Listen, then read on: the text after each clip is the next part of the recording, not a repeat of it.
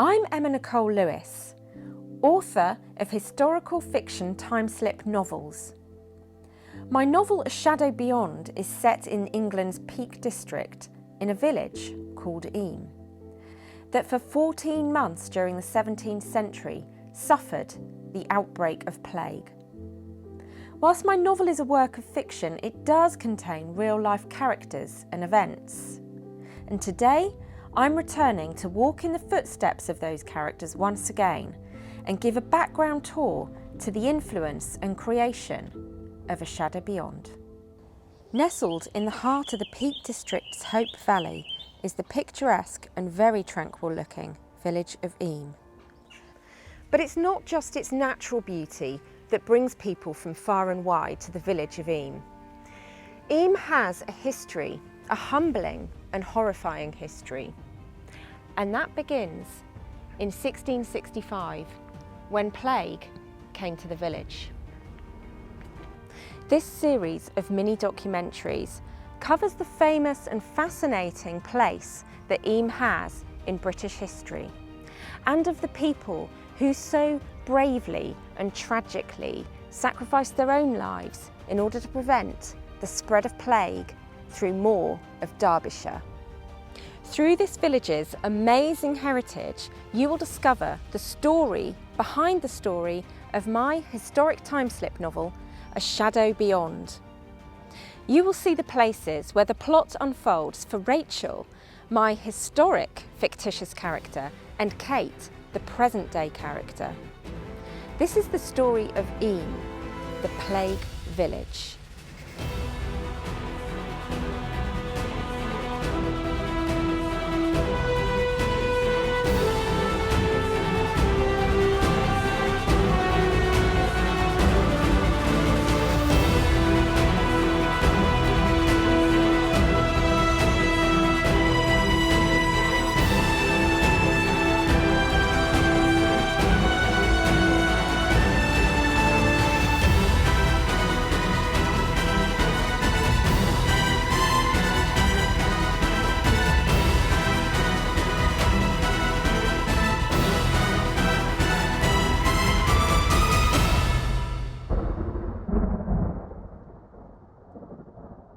The story of plague doesn't actually start here at Plague Cottage.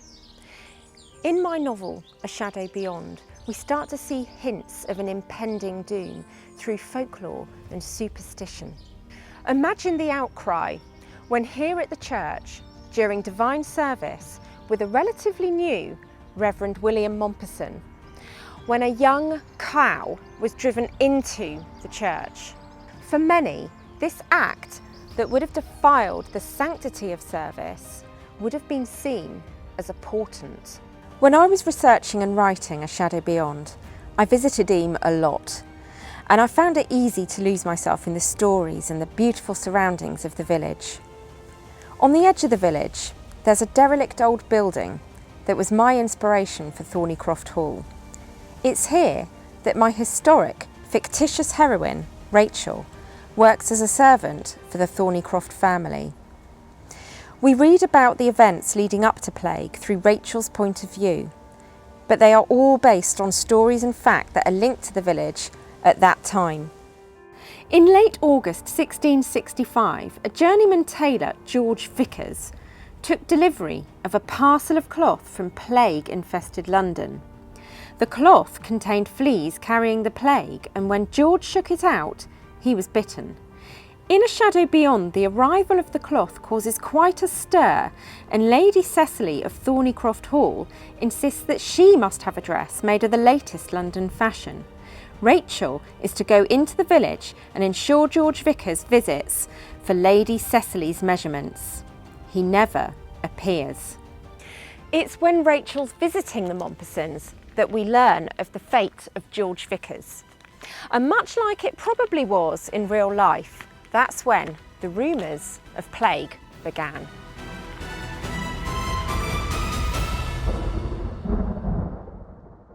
By the end of September, more members of the Hadfield household, where George Vickers was staying, had died.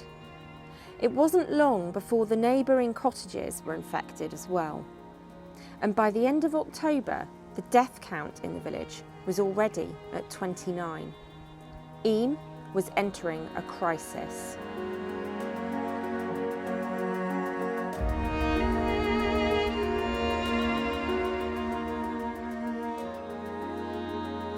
Eyam Museum sits on the site that Bradshaw Hall once stood. The Bradshaws and the Sheldons were wealthy families living in the village in 1665. They were the inspiration for the Thornycroft family.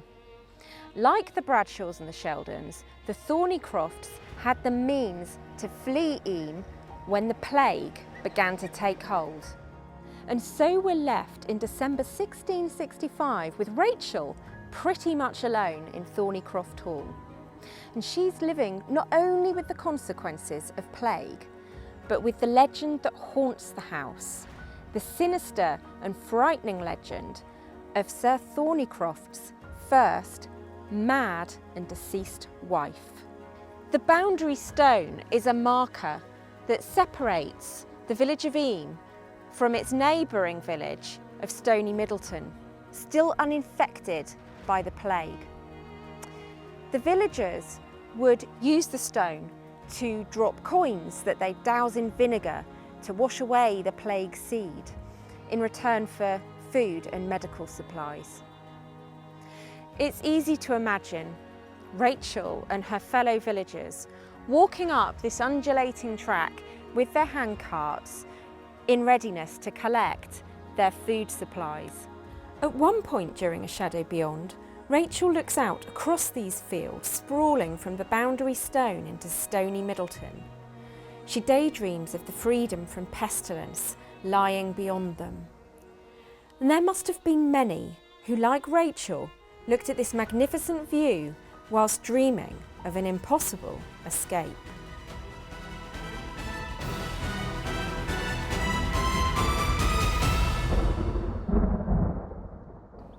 The Reverend William Mompesson was still relatively new to the village, and many of the parishioners still chose to follow the previous Puritan clergyman, Thomas Stanley.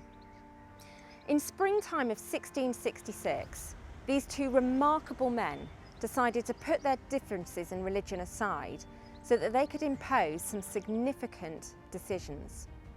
The first was to stop all organised funerals. That meant they needed to get the bodies interred to the ground as quickly as possible to prevent the further spread of contagion. The second was to stop holding divine service in the church, and instead they decided to take it out to the village amphitheatre, known as the Cucklet Delph. It was here, on top of this imposing limestone archway, that the Reverend William Mompesson would have delivered that final decision that gave the village of Eyam its place in history. In June 1666, a cordon sanitaire was put into place by the Reverend William Mompesson, with Thomas Stanley stood by his side. Nobody was to enter the village, but nobody was to leave. In A Shadow Beyond, we witness Rachel's conflicting thoughts, her desire to do the right thing, to do her duty to God, and her need to survive. Now we're here under this limestone rock at the Cucklet Delph, where that all-important decision to implement the cordon sanitaire was made. I wanted to read you a short extract from the book A Shadow Beyond. God had spoken to them using the mouth of William Mompesson. He had asked them to make a sacrifice and stay, but in doing so, he had not bound their hands or fenced them in like cattle in a pen. There was still a choice to be made for her and Benjamin. That was both their gift and their curse. To stay would mean that their bodies would likely surrender to the destruction of the pestilence, but to defy the cordon sanitaire and leave would mean that whatever life they would get to live, they would be handing their souls to the devil. Taking a step forward and then another, Rachel walked beyond the great limestone arch, leaving the echoes of grief and fear behind her. At her feet, a single dandelion swayed in the breeze, its seeds a puffball of off-white. With a neat snap, she plucked it from the ground. Milky white liquid gathered around the end of the stalk. As she gently blew the seeds into the warm summer air, she silently made her choice. There must have been many like Rachel who would have battled with their God-fearing instincts and their survival instincts on that day when the decision to implement the cordon sanitaire was made.